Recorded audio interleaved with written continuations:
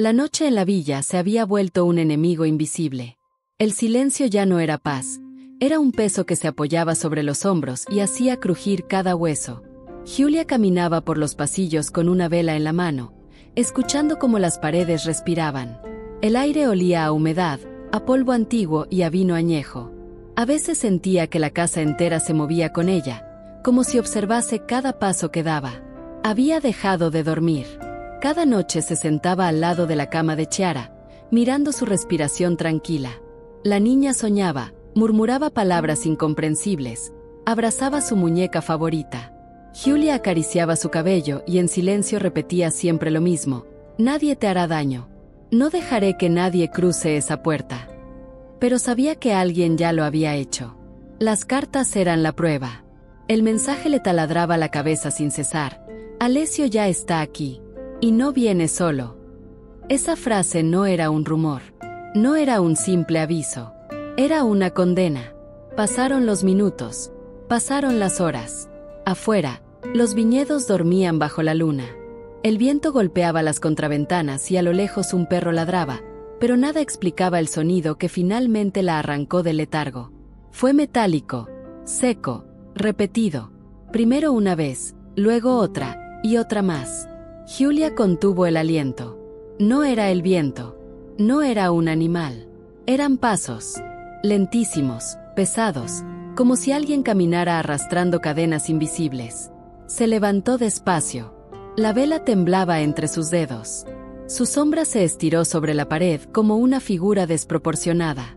Cruzó el pasillo, bajó las escaleras y se detuvo frente a la puerta de la bodega. Estaba entreabierta. El corazón le dio un vuelco.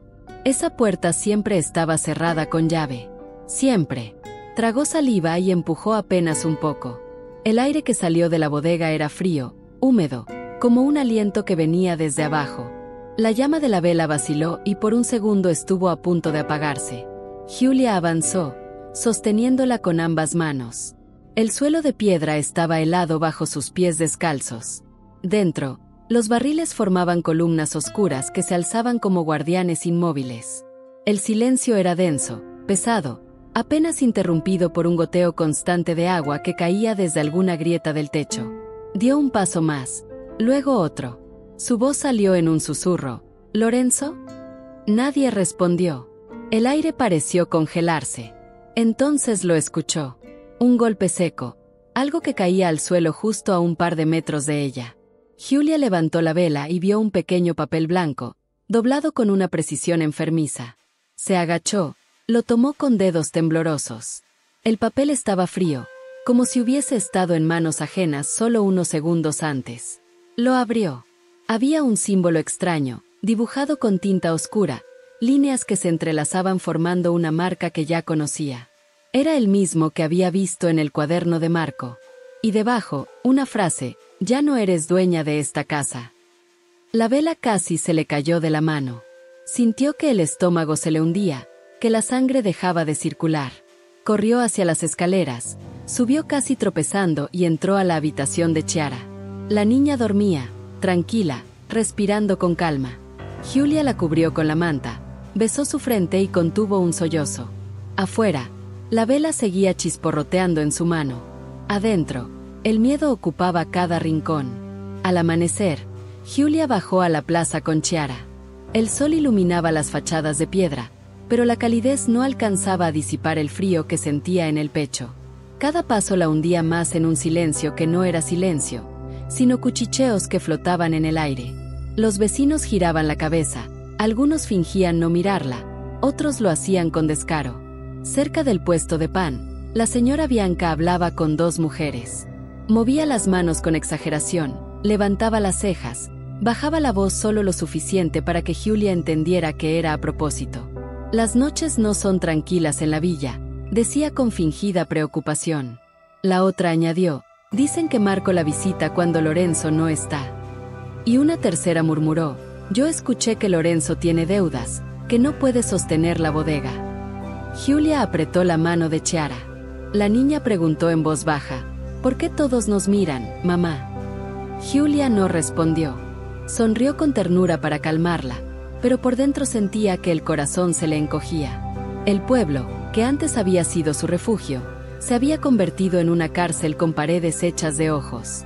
Marco apareció entre la multitud. Llevaba el cuaderno manchado de carbón bajo el brazo. Su mirada buscó la de Julia y en ese instante ella entendió que él también sufría el peso de esas lenguas venenosas. Se acercó con cautela, midiendo cada paso. Cuando estuvo cerca, habló casi sin mover los labios. «Julia, debes confiar en mí». Ella lo interrumpió con frialdad. «No, mi deber es con mi marido y con mi hija». Por un instante, sus miradas chocaron como dos cuchillas. Marco bajó la vista, pero no retrocedió.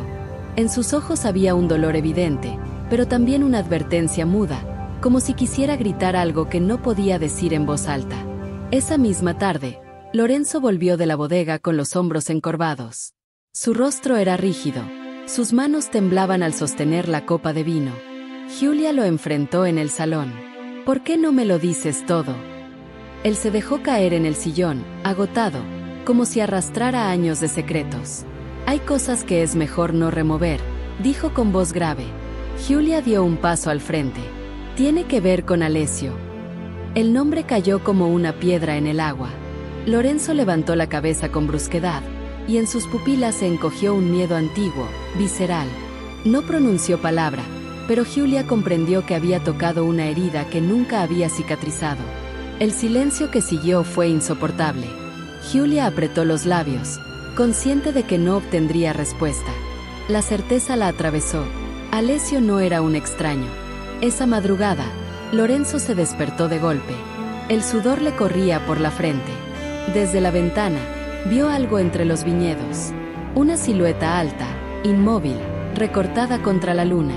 No se movía, no respiraba. Parecía parte de la tierra y al mismo tiempo ajena a ella. Se levantó y salió corriendo. El aire estaba helado, el rocío cubría las hojas. Pero al llegar, no había nadie. Solo el viento agitaba las parras, solo el silencio respondía a sus pasos. Julia lo encontró en la entrada de la villa, pálido, respirando con dificultad. «¿Qué viste?», preguntó. Lorenzo negó con la cabeza, con un hilo de voz. «Nada». No había nada. Pero Julia supo que mentía. El temblor en sus manos, el vacío en sus ojos, eran señales demasiado claras. Al día siguiente intentó volver a la rutina.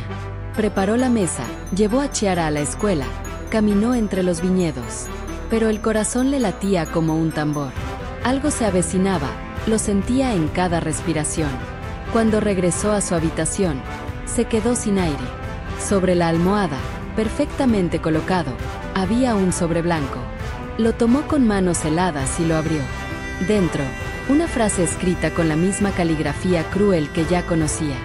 Decía: «No confíes en él. La sangre nunca olvida». El papel cayó de sus dedos. El suelo giró bajo sus pies. Se sentó en la cama, temblando. ¿De quién hablaban? ¿De Lorenzo? ¿De Marco? ¿O de alguien que aún no había mostrado el rostro? Aquella noche, Julia abrazó a Chiara hasta que se durmió. Luego salió al pasillo. El aire olía a cera derretida.